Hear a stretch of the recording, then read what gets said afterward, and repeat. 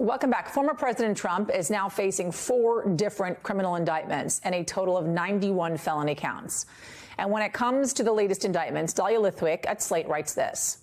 The 2 most recent indictments filed against Donald J. Trump are mirror images in many ways. Trump is on trial in D.C. for trying to break democracy and in Fulton County, Georgia, for trying to set aside black votes. The 2 stories are deeply connected, but they are also 2 very distinct acts of violence against elections. Smith reminds us what the country nearly lost, and Willis recalls what black voters have almost never won. Joining me now is the author of that article, Slate senior editor and MSNBC contributor, Dahlia Lithwick, to talk more about this. Dahlia, thanks for joining us.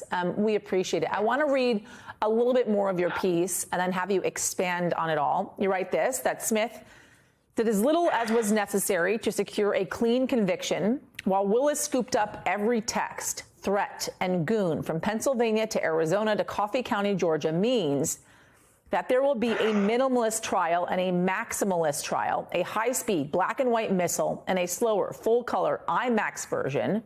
Both renditions will pull in the same direction. Each will ensure that the 2024 election season plays out between Trumpian jaunts to and from the defendant's table. Wow, what an image to think about as we look ahead to 2024. That certainly puts it into color. Speak more about how you think these 2 cases play perfectly well together.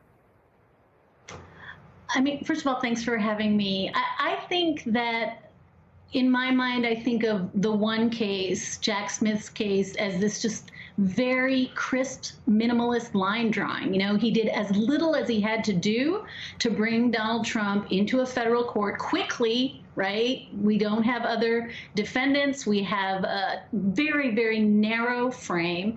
And then we have Fani Willis, who essentially said, I'm going to do this sort of, you know, black, full color rendition of the whole thing. And it's important to note that Jack Smith's trial probably won't be televised. Fani Willis's trial likely will.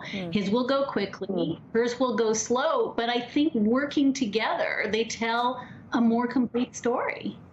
It's interesting you talk about the timing, because when you're looking at one defendant, right, and 6 co-conspirators, that is in Jack Smith's case, versus 19 defendants, right? Donald Trump and his 18 co-defendants, the likelihood of that case, especially happening in a timely basis, is incredibly low, right? We're already seeing, obviously, these appeals from Mark Meadows, Rudy Giuliani as well, and I'm sure more are to come. Speak more about how those differences may affect the timing of how this all plays out.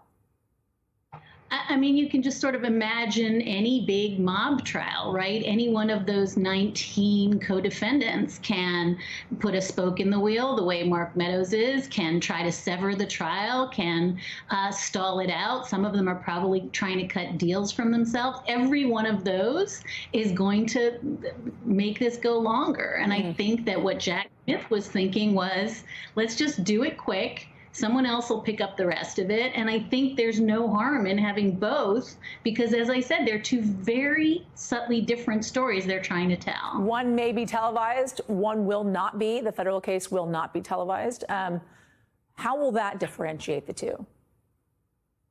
Well, I think that we're going to have probably gavel-to-gavel coverage of the Fani Willis trial, and that means that Americans are going to get to watch. I think if you think about the federal trial under Judge Chutkan in D.C., we may hear tweets, we may get sort of secondhand information, but it's just not going to be dramatic. And I think for some of the folks who think that Americans are kind of bored of too much justice, I think what Fani Willis is going to do is say, here it is, Law and Order, go. It's going to be a show. I got to say, as we watch the court clerk walk that indictment in Georgia up to the judge, I think we were all glued to our television watching that thing. And I remember thinking to myself, why is this so intriguing? It's actually quite boring if you think about it. So if we were as intrigued by the walk through the elevator up to the judge, just think about how it would be to see that court case obviously play out on national television. Dahlia Lithwick, thank you so much. Appreciate it.